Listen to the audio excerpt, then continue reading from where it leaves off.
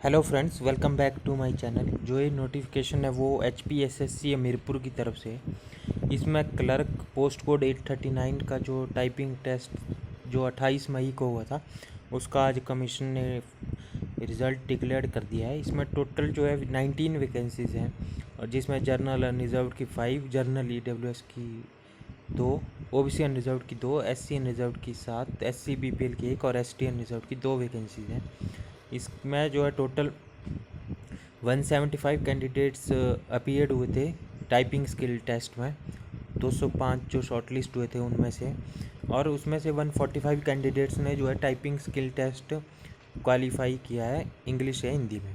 और इसके बाद जो 145 कैंडिडेट्स में से 64 कैंडिडेट्स को शॉर्टलिस्ट किए गए इवैल्यूएशन प्रोसेस के लिए। और इसका जो इवैल्यूएशन है वो 19 सितंबर 2022 को होगी। तो अगर आपने भी क्लर्क पोस्ट कोड 839 का टाइपिंग स्किल टेस्ट दिया है तो आप अपना रिज़ल्ट जो है वो चेक कर सकते हैं। Thank you.